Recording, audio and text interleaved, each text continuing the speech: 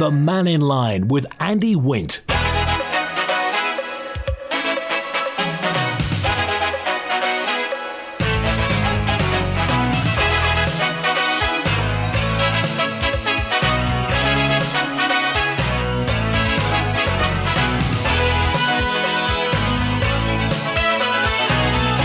Pastor Mai, good afternoon. Welcome to Mannin Line on Manx Radio. Text and WhatsApp 166 177. Email studio at manxradio.com. Call 66 13 68. Big day tomorrow. Schools break up for half term. Saturday's Valentine's Day. Next Tuesday, Shrove Tide. Shrove Tuesday, Pancake Day. And the clocks go forward 6 weeks on Sunday. It's that time of the year when you can almost sense the light nights. Alex Allenson, MHK, the doctor, believes that this new 4-foot-high wall would have a drastic impact on Royal Ramsey and would significantly reduce the 4-foot-high wall, they say, will significantly reduce tidal flood risk and protect 542 properties. Dr. Allenson thinks it's a bit big and it could have a drastic impact on the town. You got any thoughts on this? Well, I know somebody who has. Hi, Wilf. I haven't been on, Andy, for a long time because there hasn't been anything really interesting for me to get stuck into. I've told them all in the past what to do with various things. They haven't done it, so there's no point in telling them again. But it's apparently I didn't know, you see, because I haven't got a fancy phone or a Facebook thing or a computer or anything like that.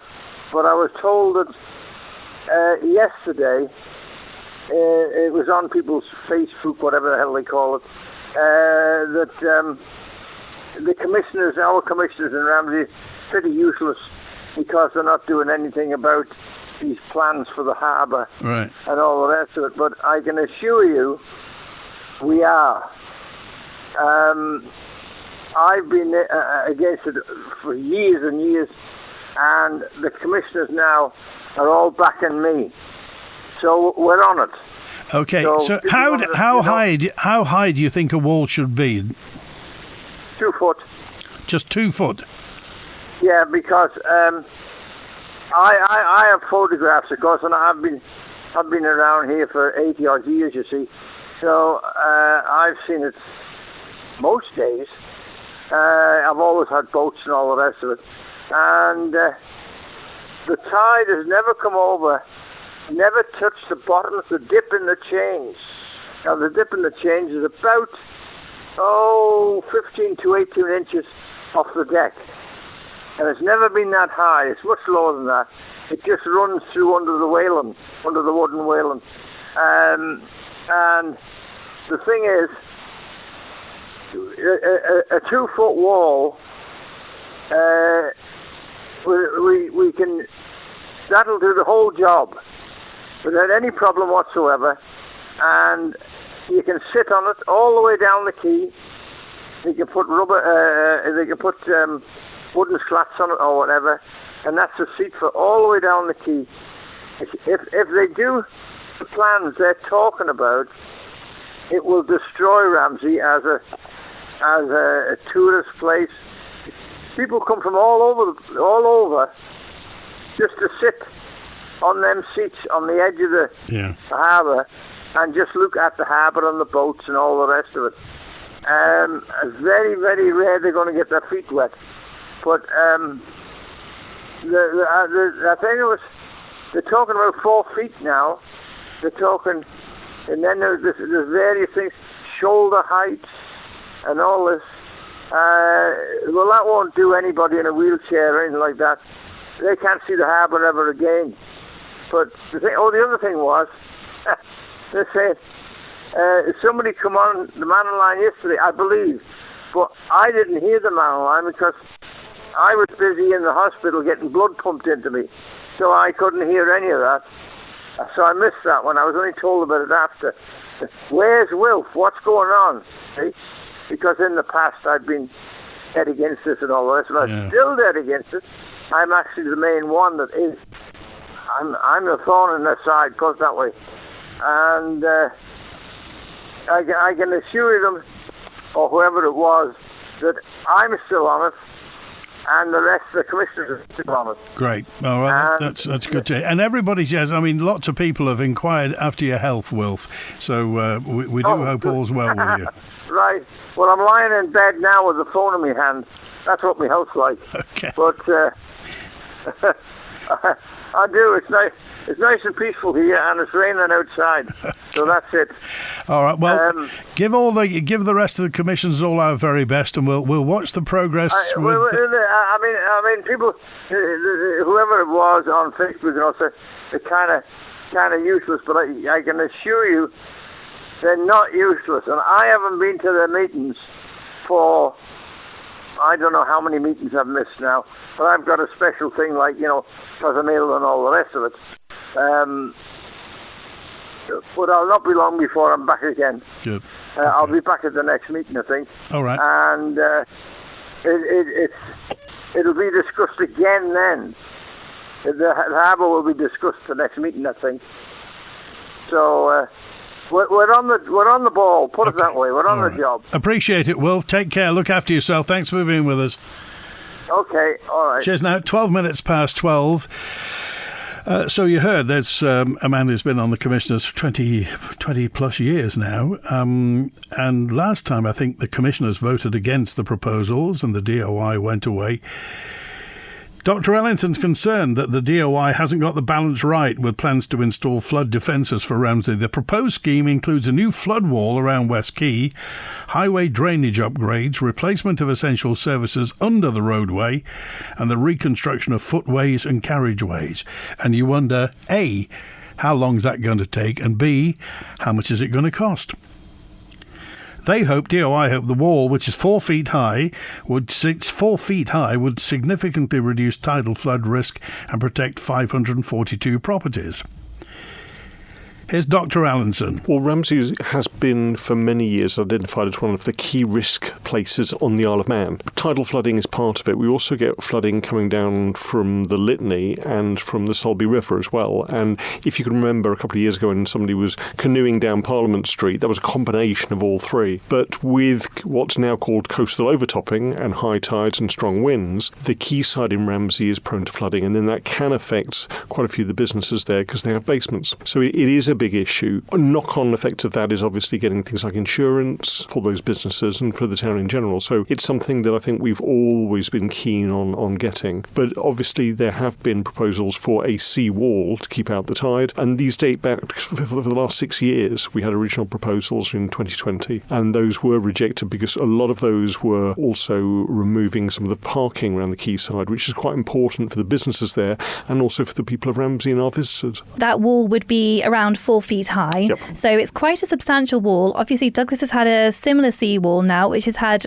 a mixed response, I think it's fair to say. What are your thoughts on it? Well, the main aspects is I think people in Ramsey need to be aware of the plans. When you look at the artist's impressions of the wall, it would significantly change Ramsey. If you're driving down the quayside, you wouldn't be able to see the harbour. If you're walking there and you happen to be a little bit short, you're a child, you're in a wheelchair, you would not see the harbour. And it would affect quite a few of the businesses there because of the loss of 50 parking spaces. From a very personal basis, I love sitting outside the Traff with a pint. Those benches would go. It would stop a lot of the things that we take for granted there now. I'm not sure whether this scheme has got the balance right, and I do find that the height of the wall is going to be very, very intrusive and will change the character, I think, of a lot of the town. So there we are. And by the way, hello to Steph and everybody at the Traff as well. It is going to change the aesthetics of it. I think they probably call it what it looks like and how many car parking spaces are going to go. And obviously, free car parking in Ramsey is a big draw for Parliament Street. I mean, this would change Ramsey fundamentally. A 4-foot wall, as Dr. Allinson said, when you drive down the quay now, you can see Ramsey is a tidal harbour. That's the beauty of it. It's nature. The tide comes in and out twice a day, and it's part of the kind of dynamics, the kinetic energy, if you like, of that. It will go completely. Not to say you can't make sea defences beautiful. Thank you, Colin, who dropped me a note in and has sent me the sea and flood defences at Lymington Harbour in Hampshire, and just says compare this with the brutal proposal for Ramsey. That's lovely. Very, very nice. We don't quite know what the detail is for Ramsey, but remember there is a single carriageway road that goes around it, and there's a pavement as well, and there are businesses.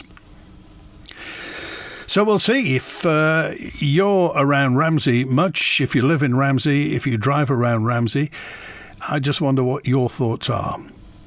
A message in from Ray, who just said, well, what about the other side? Well, the old talk of the town was, is there going to be a wall around that, or won't the tide go up that high? Julian joins us now. Hello, Julian. Hi, Andy. How you doing? Well, very well. I can't wait to see the sun tomorrow. Oh, yeah, no, it's been a bit grey, isn't it? The Ramsey wall, I'm kind of curious as to, I was up Ramsey the other day, I don't see any evidence of the tidal gauges showing anything out of the ordinary. I've not heard anything from the harbour master saying that there's main issues with rising sea level. Is it more to do with the fact that quite often you'll get quite a bit of rain which will come out at the wrong moment, so you've got a lot of river water coming out at the same time as you've got a high tide? Well, I think part of this is because there was a flood a few years ago there, and as Dr. Allison mentioned, the photo of that guy canoeing down Parliament Street, that will cost insurance companies millions and millions of pounds. And obviously there's not much development. There is some development, but not a lot on the quay there. So, and that's because some of the cellars, some of the basements may flood. So we need more detail on this, I think. We need to know exactly what the pitch is for Ramsey. Obviously, the politicians want to do this. The bureaucrats will want to get all this done because they're risk averse. They don't want it to happen again and somebody say, well, you should have done something. So they're going to do something. It's imperative now that the right thing is done, Julian. The other component to this, though, is, when you drive past the garage along the Ramsey Quay, it's quite wide. Even if you were to put a 2-foot seawall, which, whether we need it or not, I don't know. I'm not convinced of this. But let's say we go with Wilf's part of this. Why do you need to lose the parking? Because the wall's not going to be that thick, and it's quite a wide run through there. Or, in certain areas where it narrows, why not have the cars perpendicular instead of at a diagonal? Yeah, At least you've still got some parking. And there are two bits to that pavement as well on the quay side, because there's the chain. You can walk on one side of the chain, and as you say, the car parking is on the other side of the chain. So, it just depends where they're going to put the wall, whether the wall's going to be directly into the seawall or whether it'll be recessed on the pavement. And you could raise the pavement so that people, the wall's doing its thing, but people can still see, including people like kids and wheelchair people, disabled people. But, and that's the thing. That's the thing, Julian. We take aesthetics for granted on the Isle of Man. We live on a beautiful island, and our views are mostly unfettered. And having it changed it changes our lives. It's a fundamental change to how things have always been. Yeah, it's not for nothing that some people said that the Berlin Wall was sort of a reminiscent of what they've done by the War Memorial. But hey-ho, we'll see how it goes. But I think Wolf's probably right. If we're going to have a happy medium, let's make a 2-foot wall. I don't think it's rising that fast. I think I seem to remember it's going to be about 10,000 years before it's really going to make a big difference, if it happens. We spoke a little while ago about the assisted dying bill. Yeah. And how Manx Care won't be carrying it out assuming that the bill succeeds with royal assent. I'm just wondering if there's another new bill that's been consulted on, might be a part of all this. This new bill, the consultation is known as the Consultation on the Public Health Functions and General Public Health Duty Bill 2026, bit of a mouthful. The bill proposes to replace the Director of Public Health with a new post called a Chief Public Health Officer, which would give the officer far broader control, including giving medical advice to the Council of Ministers. Now, if you take that, say in the UK, that would normally be the Chief Medical Officer. But it's interesting to note that if you look at question 1 on this consultation, it states, and I quote, "Notably, the appointment powers no longer require for the Chief Public Health Officer to be a registered medical practitioner."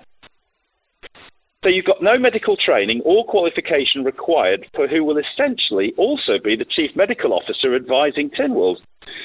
In the actual bill, Clause 12 makes it clear that the Cabinet Office can basically tell public health what to do.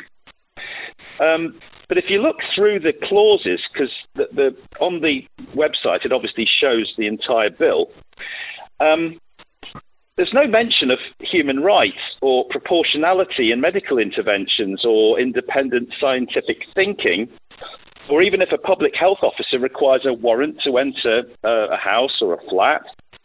There's also no mention of how harm signals from medical interventions raised by qualified clinicians would be dealt with. There's no mention of independent review panels. There's no mention of mandatory safety reporting, even annually. There's no mention of mechanisms for policy reversals if there is a problem. And there's no statutory protections that I can see for clinicians raising concerns about all this.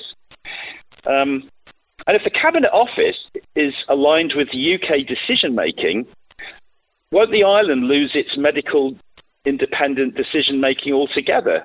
Will kind of be a medical vassal state if the Cabinet Office, if they take advice from the UK, are we just going to be taking exactly what the UK does with no independence? So the upshot of this bill, it seems, is to reinforce central authority control, but at the same time they're removing medical experience when making or even enforcing these policies.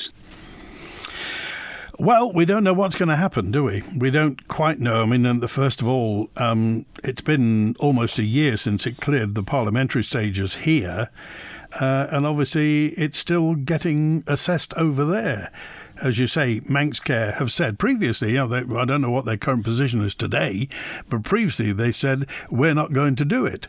So somebody somewhere, if it's going to happen, somebody somewhere has got to do it. They've got to have a place to do it. And as you say, the requisite safeguards have to be in place. Yeah, I mean, this new Public Health Functions and General Public Health Duty Bill, it's effectively going to politicise the control of Manxcare and DHSC. So you're going to have the Cabinet Office basically ruling the roost on this. So whatever, board meetings that were taken before by Manxcare, it seems that all that will be overridden, and Cabinet Office, whatever they say, they'll have to do. So it makes you wonder if Manxcare will have that autonomy anymore to say they won't do assisted dying, for example, or anything else. Well, we'll have to wait and see, Julian. Yep, absolutely. All right. Worth looking at the consultation. Yep. All right. Thanks, Andy. Good to hear from you. It's 23 minutes past 12. Jurby commissioners say they're going to be consulting residents about whether to continue supporting the Manx Family Centre's mobile library. Jurby received correspondence from the charity asking if it could visit the parish on specific days in the week. So if you're a resident around Jurby and you want it, get in touch with the commissioners. They'd love to hear from you. It's Robert with us now. Hello, Robert. Hi, we seem to have our head in the clouds today, Andy, going up north quite a lot. Are you okay? Well, the clouds are everywhere, really, because there's no sunshine. Summer's only around the corner, though, isn't it? In theory, yes. Or spring, should I say. Spring's only around the corner. Anyway, what I was going to phone about, I mean, there seems to be a lot of talk about alexallenson.com and, what he's doing at the moment. I think that my own experience of what he said, he's got a lot of good ideas, but I think he'd put us further into debt. And I think a lot of his thoughts and feelings towards Manxcare and things like that would, we go further into debt with alexallenson.com. So, I mean, that's the way I feel about that. The other thing I was going to say was, at the moment, I'm going on a slight left-hander here, but I'm trying to build up my web skills, and it doesn't seem to be a really good way of web development and attaining real key skills in terms of web development. And there just I mean, you do it all online these days, but the courses are not well put together. It's hard to find the stuff. And I was just wondering if there's anything local that can maybe do anything like that, or do you have to go private with it, or what? Okay, well, let me... well, everybody's heard that now. If there is a course, perhaps a course at the college or something, where you can get skills to develop websites and what have you, then... that'd be the place. I wonder if they know, because you know that place that used to be at in the sea terminal, the kind of get online place that they used to be, that's not there anymore. I think it's open a couple of days a week. But why? Are you going to start your own website, are you? I've already got a couple. I've got trackrecord.im, which is just a linker, and I've got a few other things that I'm in the pipeline of. But I've got loads of domains, which are the things, the website names themselves, but I just haven't got like Manx.community and things like that. I just haven't got the gravitas to get down and do the coding for it. All right. So I'm just lost in the minutiae of learning how to do it, and the videos that they have online are like 20 hours long. Have you tried ChatGPT? Yeah, I have.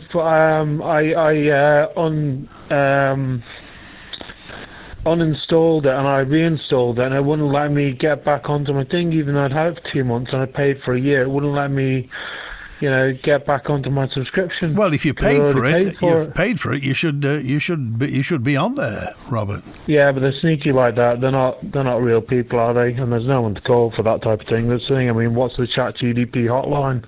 Where's the customer service? You don't know who it is, do you? So, I mean, be careful who you talk to online. All right, good to hear from you. Okay, Thanks, Andy. Robert. All right, just a thought. During racing week, says KG, cat's eyes aren't allowed on the mountain road.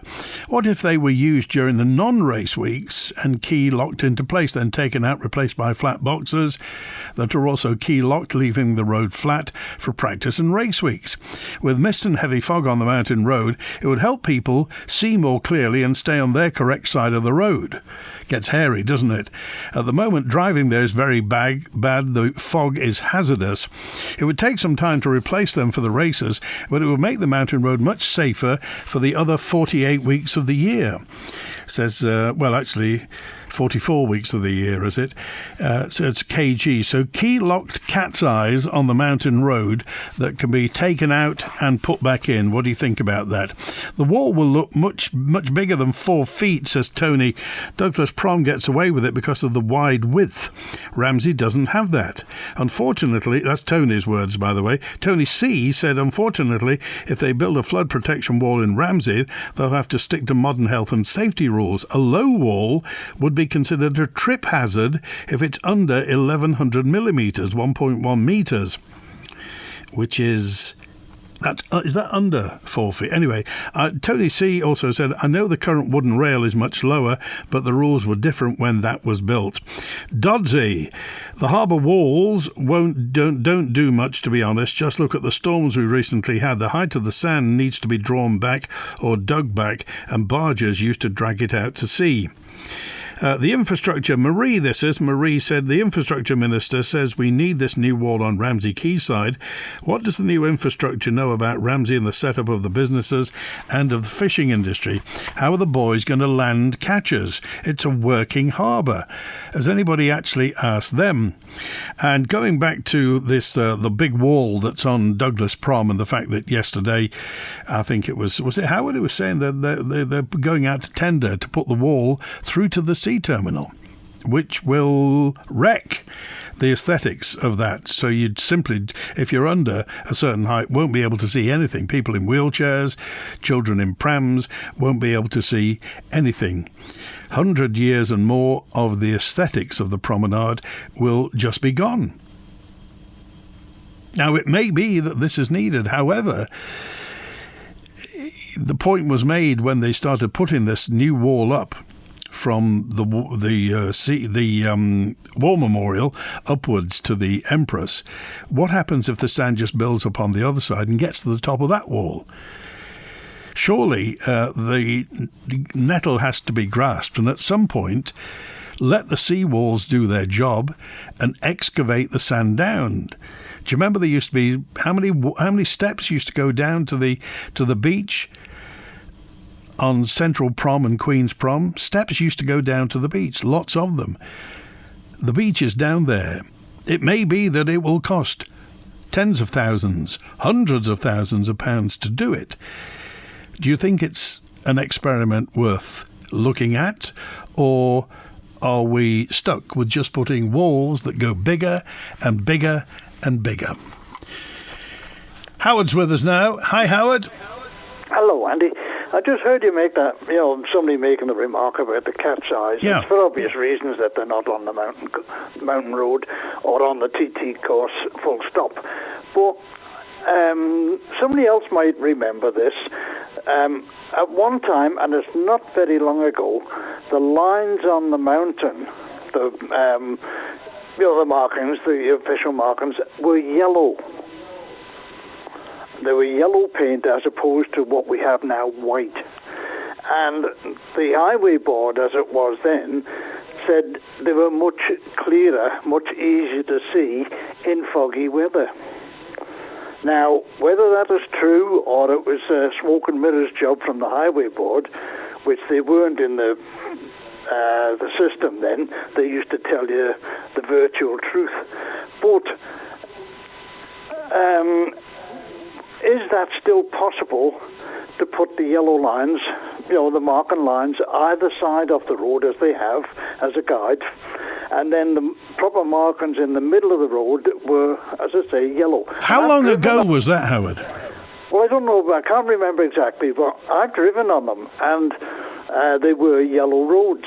I'd say going back to the 70s anyway, 70s and 80s. And it was only on the mountain. The rest of the roads on the island were the normal white. But this was specifically on the mountain because of the clarity of the markings. Right. And in your opinion, were they better? Well, I wasn't in a position then to, I was a young fella. And we used to just drive around as normal. But I should well imagine they were. But you haven't got the number of cars, or you didn't have the number of cars then. But I was, as I say, we were driving coaches over there, and they were very, very handy the way the markings were. And as I say, we had a fleet, 53 coaches with tours at the time, so it was quite busy. And we didn't have the fast cars like we got today. If you go over the mountain today, you can guarantee there's at least 3 want to overtake you, no matter what speed you're doing. 53 coaches, Howard. There was 53 coaches in Tours fleet, yeah. Wow. Yeah, and that was when, and they were full every day. Every day. In fact, some days we didn't have enough. But, I don't know. I sent you that photograph yesterday of the plaque. Yes, I saw that. Yeah. And as I say, it's a pure coincidence. I hadn't noticed, but the dates that are on that plaque coincide with the planting of the trees in Portashee Meadow. That was the Jubilee year of King George VI. He died in 1836. I'd forgotten, Howard, how huge that boating pool was at Port St Mary. It was a large... It was actually, from what I'm led to believe, measured specifically for free-sailing yachts. And I'm talking about big ones, anything up to about 6 foot long. Yeah. It wasn't for toy yachts, they were for racing yachts. Yeah. And they did have precise measurements for a pool. I mean, was it about 300 feet long? It was big, wasn't it? It was big. And as I say, it was built purposely for the model, the Port St Mary Model Yacht Club. But again, as I say, it was a precise measurement, length and width, because they didn't have radio control boats in those days when they built it. They used to have people with a stick on one side, and they would quite literally turn the yacht round to go back to the other side or up and down. Yeah. You'd be running up and down the pool. Okay. All right. Unfortunately, that was all taken out and never be replaced. Right. Okay. Good to hear from you, Howard. Thanks for being with us today. Okay. Take care. Bye now. All right. It's 25 to 1. A 2-foot high wall with wooden slats on the top to sit on would be perfect, says Bruce. In the future, if required, I'd just add another foot or even two. Leave holes in the top of the wall so iron reinforcement bars can be slotted in to add more height as needed. We call it future-proofing, not wasting money. So build a 2-foot wall with the facility to make it bigger. Flood defences in Castletown have ruined the look of the harbour. The floodgates are now being used to prevent people accessing parts of the harbour. Some of the gates remain closed all year round, and some for half the year, says 948. They're being used way beyond their original planning application. And 313 says the wall in Ramsey is a must. Douglas has a wall that's quite stark, and it's made the prom less inviting. The recent high tides have proved that sand needs to be dug out and transported to the old quarries. Phil Scarlett first, says 313. The Mannin Line. Daily interaction, debate and exchange of ideas. Broadcast on Manx Radio. Experience Manx Telecom's future-ready Wi-Fi. With a range of new smart Wi-Fi devices to give the best Wi-Fi coverage for any property type. Featuring self-healing technology to reduce interference. And supported by a mobile app, including parental controls for you to take total control of your Wi-Fi network. Our best ever Wi-Fi. Available now for new and existing customers. See mt.im/fibre for details, terms and conditions.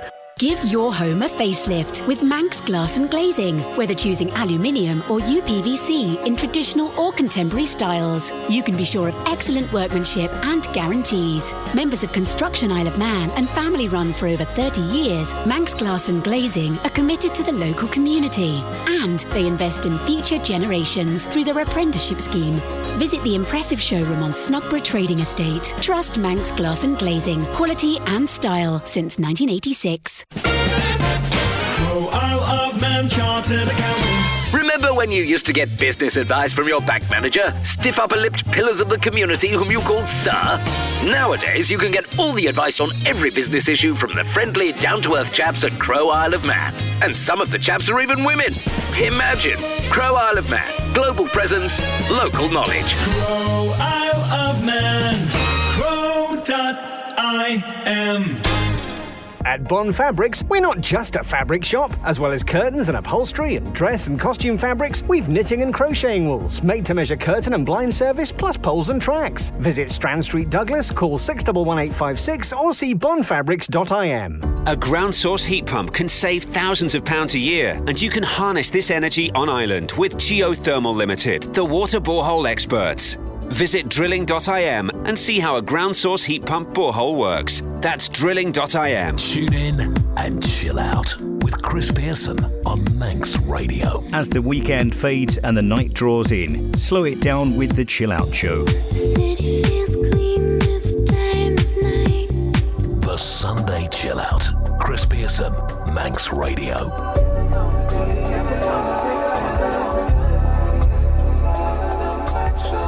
The Manx Radio Chill Out Show, Sunday evenings from 7. The Mannin Line with Andy Wint. It's true, he does that show lying down. 22 minutes before 1.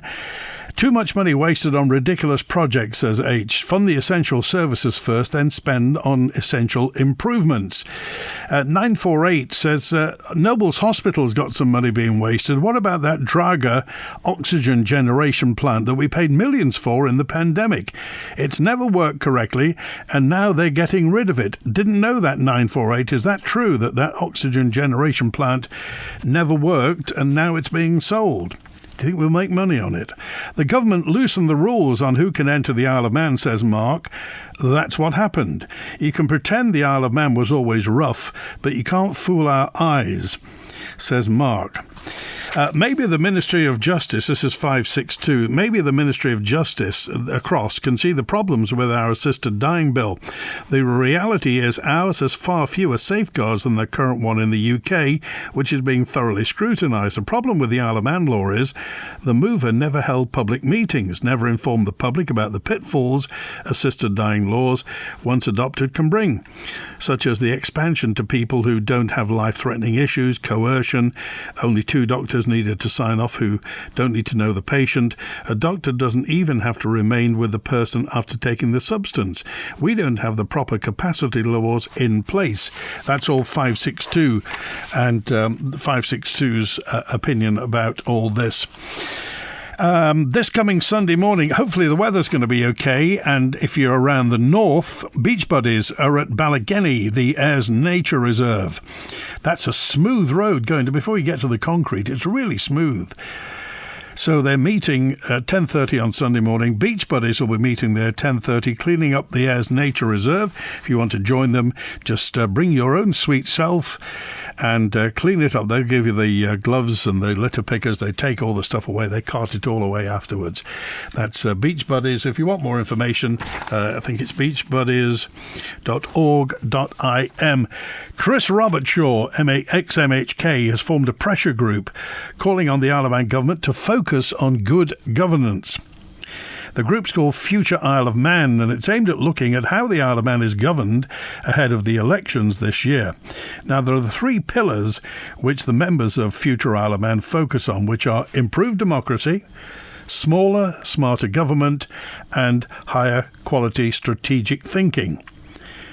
Here's Chris Robertshaw. The word you keep hearing these days is, well, why haven't the public been asked about issues? People quite rightly now feel disconnected. Well, the truth is, to some degree, the members of House of Keys themselves are now disconnected. What's happened since the ministerial system came in? And in many respects, it has many good points, but it also has profound weaknesses which must be addressed and must be dealt with so we get to a situation where there's good government. The departments are actually getting bigger, and there's this constant undercurrent throughout the population saying, well, you know, our government's just getting too big, we're uncomfortable with this, and they're right to say so.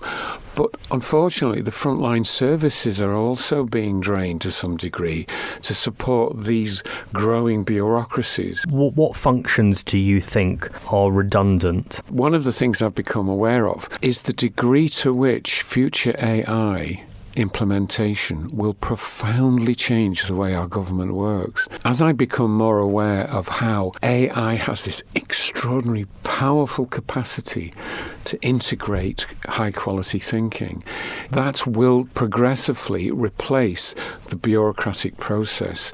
That will allow a lot more money to filter through back to frontline services, and government will again become what it's supposed to be, which is providing services to the people. For a number of years now, I've been saying, you know, does the government serve the people or do the people serve government? And unfortunately, currently we're at the latter and we have to go back to the former. Look wherever you like. Recently, our Minister of Department for Enterprise didn't even know what was going on in the hotel sector. The farming sector's in disarray.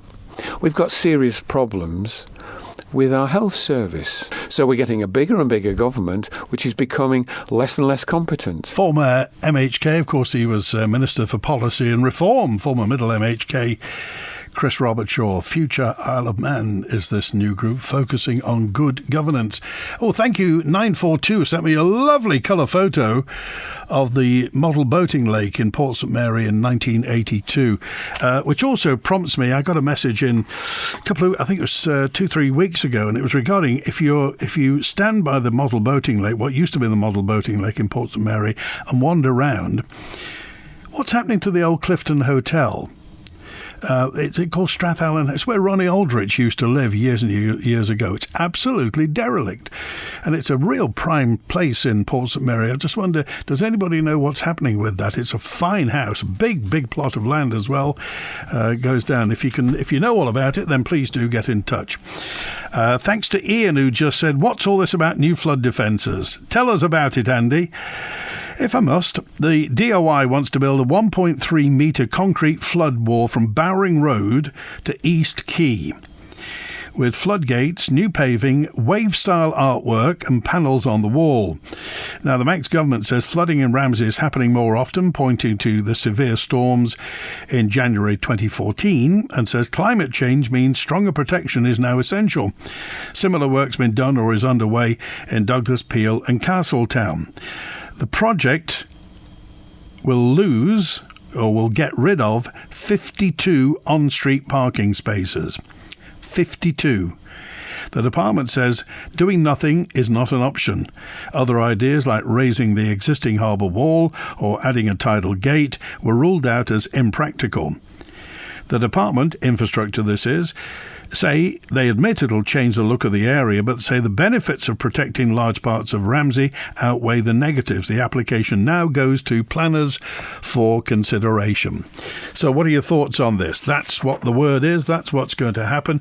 And while we're in the north, I must say thanks to Alan B. I mentioned the Beach Hotel recently, and there's a guy who used to be he was the compere there in the, I think, late 70s, early 80s, Alan Marriott, who got in touch with me and just said, if anybody remembers the Beach Hotel, could they send any memories to me, and I'll pass them on to Alan.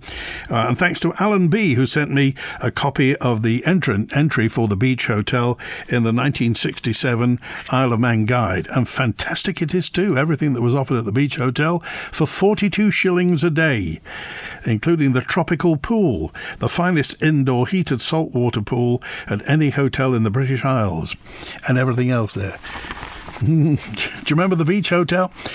Nowhere in the 37 3/4 miles of the course are there any cat's eyes in the middle of the road.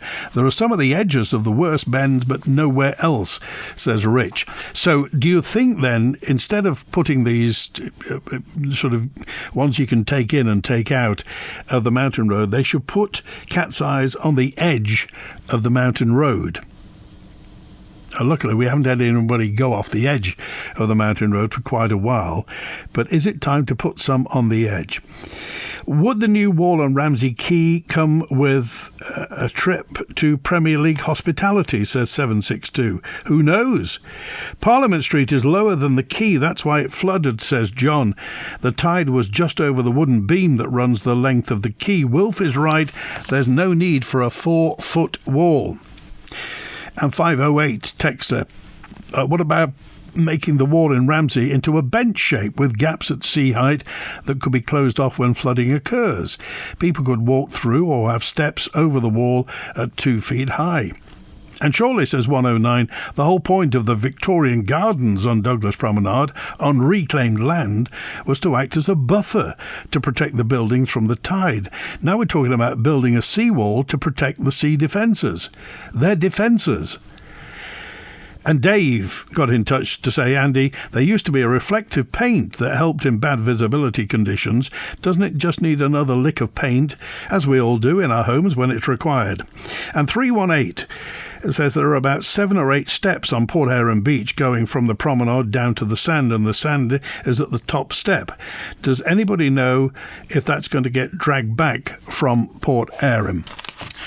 A message in from Vicky, who said, I listened to your show all day yesterday because you were talking about Port Erin going bust.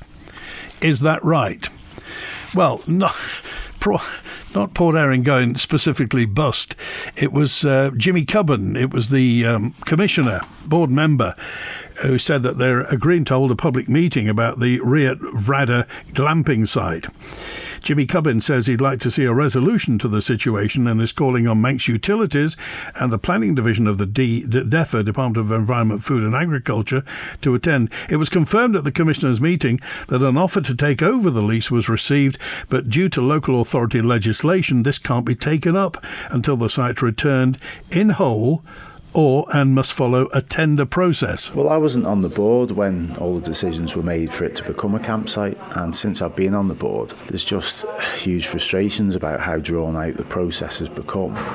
And I've seen a number of decisions or indecisions by government departments, which has made it very difficult for us. So my understanding is that there's people that are living there permanently, which is a breach of planning. Well, where's the planning enforcement department? Because if I put a log burner in my shed without planning, they're straight at me. Yet this is a matter which is seriously affecting the south and Port Erin, and it could have resulted in this campsite legal debacle being wound up a lot sooner.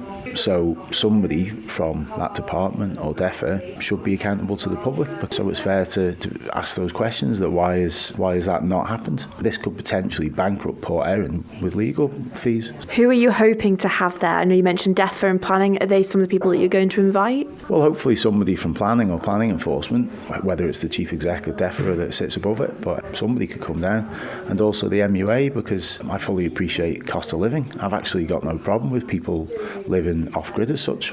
I fully understand it, and I think a lot of people will go that way in the future. But for the MUA to, when we're trying to work to resolve getting the land back into Port Erin ownership, when essentially if people are living there because it's a breach of planning as determined by an FOI that I submitted to planning, where they wouldn't give out information because they stated that they couldn't because there was a potential criminal investigation, which suggests that they think that there's a breach of planning, then for the electricity to be cut off, for my view, to help people move on, then for the government to give individuals their own electricity supply to live illegally, well, if I suddenly wanted to move up onto the side of South Barrule tomorrow, which would be lovely, I couldn't write to the MUA and ask for my own electricity supply.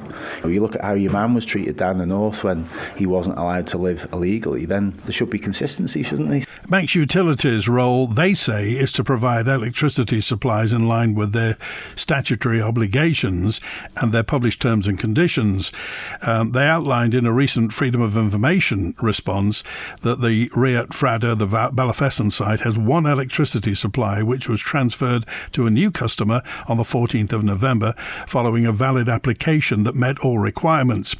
Manx Utilities' function, they say, is limited to the safe and compliant provision of electricity to customers who meet those requirements.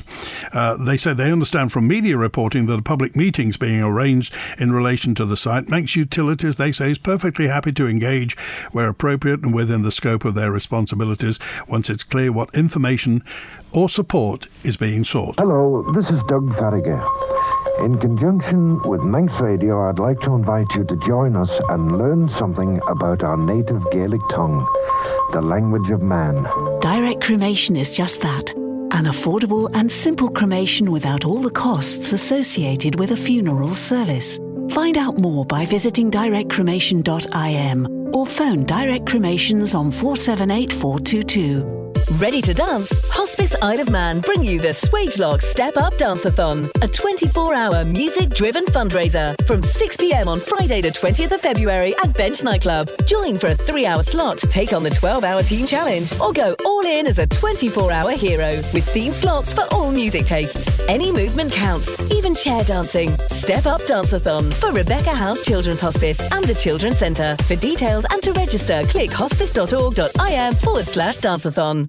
SMS Trading. New and second-hand furniture from flat pack to fully built. See our range at 3 St Paul Square, Ramsey. All island delivery and man in a van service available. Call SMS Trading on 315151 or find SMS Trading on Facebook. Is your shed roof in need of replacing and you don't want to pay a contractor?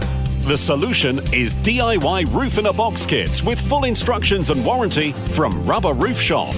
For your roof in a box, call 496667. We make oil heating easy with our range of services. Whether it's our free smart tank monitoring systems or just our efficient all-island deliveries, Ellen Vannin Fuels has it covered. Call us on 844 to find out more. Are you a small charity here on the Isle of Man?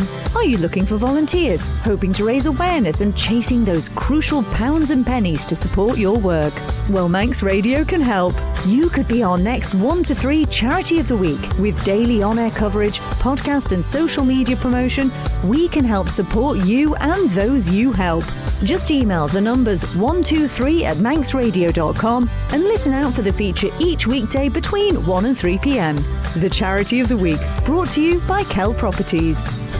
The Mannin Line with Andy Wint. If you're interested in the Jurby Commissioners and whether or not they want to support the Manx Family Centre's mobile library, if you're around there, the website address is jurbyparish.com. jurbyparish.com. It will tell you all about it. Rather than installing temporary cat's eyes, just use reflective neon paint for the Mountain Road line, says Kingo. And Kenny says, Andy, if the DOI can find money for flood protection wall in Ramsey, how come they've got no money to fix the roads and the potholes. They'd probably say different budget. And Ryan, you've gladdened my heart today. At this time of the year, I don't know about you, but I'm always, when I'm out and about, looking for the crocuses and the daffodils and the snowdrops. And I happened to be in Bride at the weekend, and just opposite just down from where the Green Parrot was, Bride Tea Rooms, the daffodils are out there. And Ryan sent me a photo of the daffodils in Bride. Absolutely fantastic. More messages in then. The Strathallan in Port St Mary's just been sold. Is that right? I wonder what they're going to do there. Presumably drop the whole thing, but Ronnie Aldrich lived there for years and years, didn't he? I've noticed a lot of our new residents seem to be driving on our plates as if they just passed a driving test. It struck me as strange. I believe there's a waiting time for a test, and it's quite long, and I think they've only been here a short period. Has anybody else noticed this? Nobody's been bypassing the queue. Texter 418 that was. 008 says, Andy, am I correct in thinking there are already cat's eyes on the side of the road on the mountain road? And as a Port Erin resident, says Texter 854, as a Port Erin resident, as soon as the weather improves, I'm going to be using the campsite for free. Nothing else to do in Port Erin with the kids. The parks are all in a poor condition as well. Tony in Onken said, Andy, the DOI could scrap the horse trams, the MER and the steam trains and use all the money from that to build a 10-foot seawall around the Isle of Man. Do away with cash as well, then the civil servants can control us all from there. Your tongue was in your cheek, wasn't it?